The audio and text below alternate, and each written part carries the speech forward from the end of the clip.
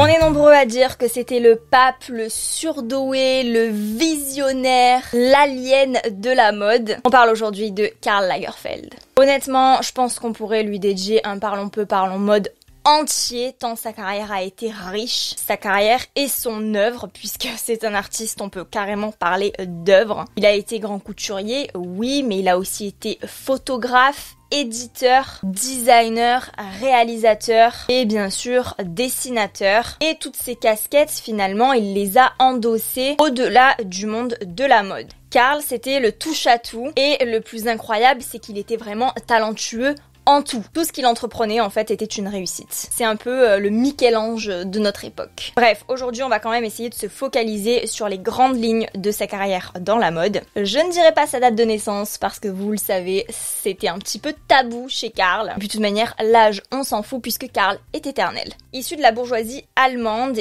il est attiré très tôt par l'art et tout ce qui est beau en général. Sa mère était elle-même fan de haute couture. C'est un petit garçon très intelligent et c'est d'ailleurs très bien expliqué dans le livre Le Mystère Lagerfeld de Laurent Allen Caron aux éditions Fayard. On voit en fait qu'à son époque, il n'a pas un comportement qui est censé être celui d'un petit garçon de son âge. Il sort du lot en fait, il est différent, clairement ça se voit, ça se sent. Dans les années 50, il s'installe à Paris avec sa mère, où il étudiera puis deviendra illustrateur de mode. En 54, il remporte le fameux concours du secrétariat international de la laine et il le remporte ex aequo avec Yves Saint Laurent, notre très cher Yves. Et puis tiens, qui c'est qui se trouve dans le jury? Eh ben c'est Pierre Balmain. Celui-ci va remarquer Karl et va en faire son assistant. C'est le début d'une très belle, très brillante, très longue carrière. Karl Lagerfeld va rapidement décider de mener une carrière de styliste indépendant. Autrement dit, il va honorer des contrats en créant des collections chez différentes maisons et il va faire du prêt-à-porter de luxe son domaine de prédilection. Il travaillera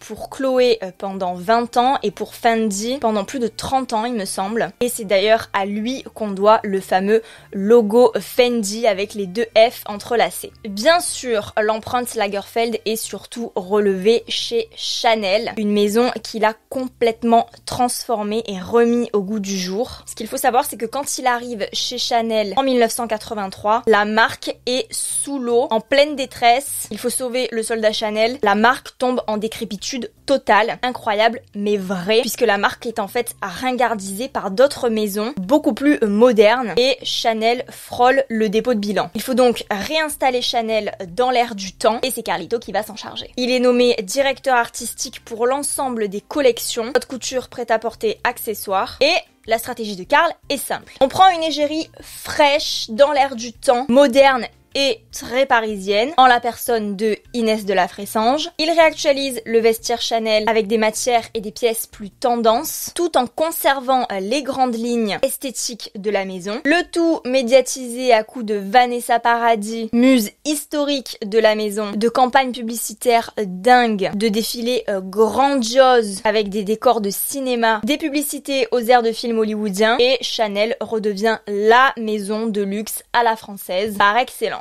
Il crée parallèlement sa propre marque éponyme, Karl Lagerfeld, et son visage de profil sera le logo. Je vous épargne toutes les petites histoires de revente, vente, réachat des différentes marques qu'il va créer. Je vous épargne aussi les petits déboires judiciaires avec l'administration fiscale. Tout ça, c'est pas beau, c'est pas esthétique, on n'en parle pas dans Parlons peu, parlons mode, ok? Même s'il a eu quelques petits soucis, c'est vrai, son talent est récompensé à plusieurs reprises par le milieu de la mode. En 1986, il est récompensé par le D d'or de la maison Chanel. En 91, par le prix international du Conseil des créateurs de mode américain. En 96, par le prix culturel de la Société allemande de photographie. En 2002, par le prix Geoffrey Beene du Conseil des créateurs de mode américain. Il est aussi reconnu par les institutions nationales, allemandes et françaises, l'Ordre du mérite de la République fédérale d'Allemagne, dont il sera fait officier en 1985, et de la Légion d'honneur, dont il sera fait commandeur en 2010. Karl, c'est un pan entier du patrimoine de la mode, en termes de mode et d'art d'ailleurs, puisque les deux sont liés.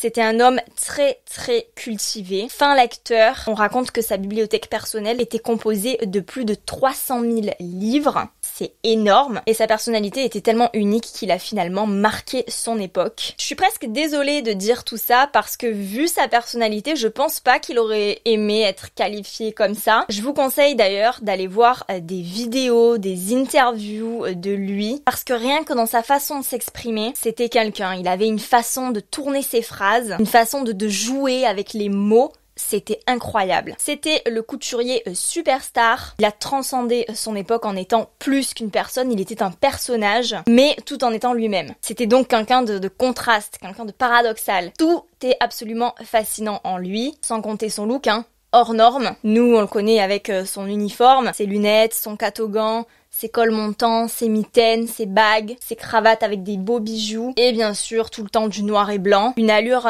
rock mais très élégante. On kiffe. Ce que j'aime, c'est qu'il a fait entrer du luxe partout, en fait. Il a créé une collection avec H&M, il a habillé la bouteille Coca-Cola, et puis il était aussi capable d'autodérision, puisqu'il a fait quand même, il a contribué à une campagne pour la sécurité routière pour mettre le gilet jaune, d'où la fameuse phrase c'est jaune, c'est moche, ça ne va avec rien, mais ça peut vous sauver la vie. Et puis bon, Karl, c'était un boulimique de travail. Il créait sans cesse, il lisait sans cesse, il se cultivait sans cesse, il était toujours à la pointe, il adorait la technologie. Il était toujours à l'affût, toujours créateur de nouveautés en fait, et même précurseur en tout. Il ne pensait qu'à demain. Bref, comme je l'ai dit, c'était un visionnaire. RIP, tu nous manques, Karl.